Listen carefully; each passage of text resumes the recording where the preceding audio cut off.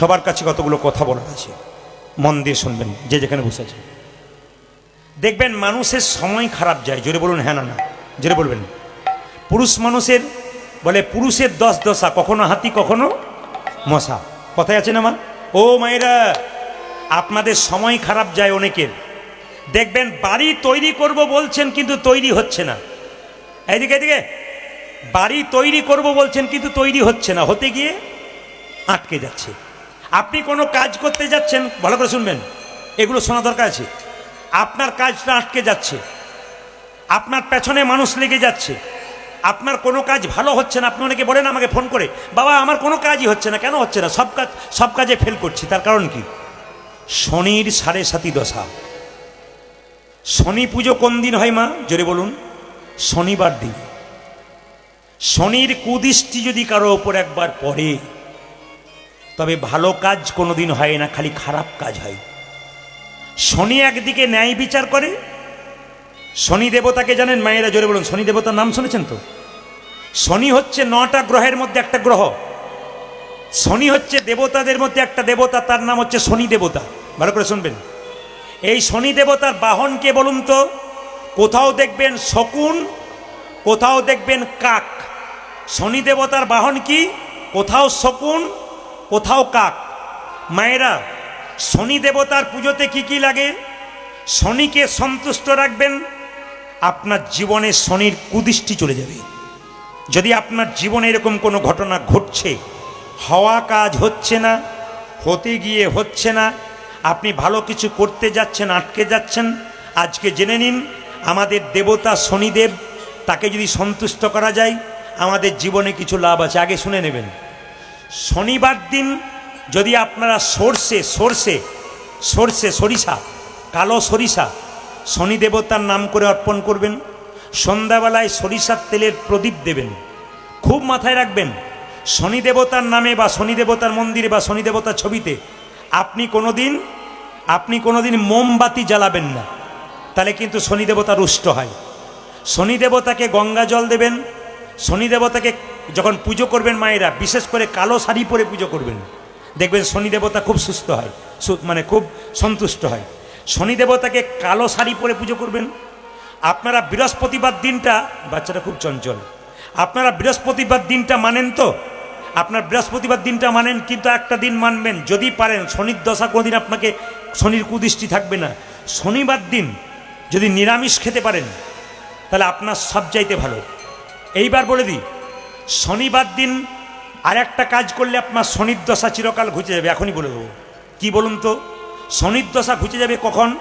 যদি আপনি শনিবার দিন সকালবেলায় ঘুম থেকে উঠে স্নান করে অশ্বত্থ গাছের নিচে জল দিতে পারেন। একবারে মোক্ষম কাজ। দেখে নেবেন আপনারা, যাদের শনির কুদৃষ্টি আছে, মনে করছেন হাত দেখাবেন জ্যোতিষকে, জ্যোতিষ যখন বলবে শনির 7.5 দশা কিংবা শনির কুদৃষ্টি আপনার উপর পড়েছে, তখন আপনি এই কাজটা করুন। বা দেখছেন ভালো কাজ হচ্ছে না, কাউকে দেখাচ্ছেন না হাত, আপনি এই কাজটা করুন। কি করবেন?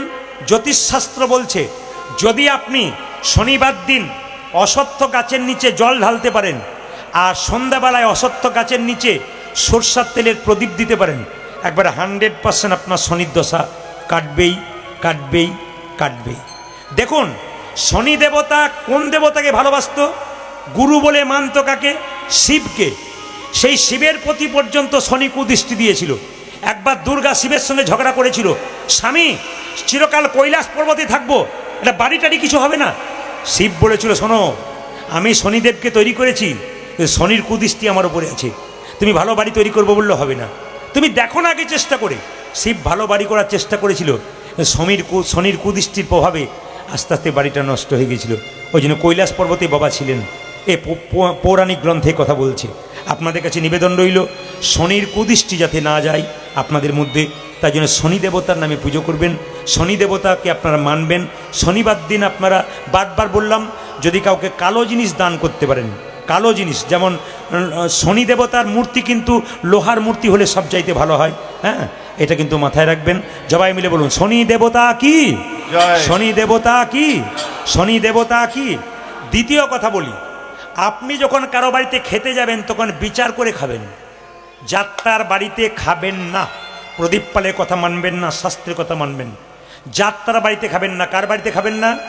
যেন কোনো পাপী লোক অন্যায়ভাবে টাকা রোজগার করছে, আপনাকে দিচ্ছে, প্রচুর খাওয়াচ্ছে পেট ভরে ভুরি ভুরি, আপনি লোভের বশবর্তী হয়ে তার বাড়িতে খাবেন না। কেন বলুন তো? পাপের পয়সার টাকাতে টাকাতে যদি আপনি সেবা করেন তাহলে আপনি পাপী হয়ে যাবেন।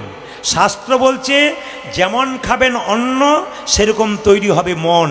ওই জন্য বলে রাখি, যেমন খাবেন অন্ন, শুদ্ধ অন্ন খাবেন, শুদ্ধ মন তৈরি হবে।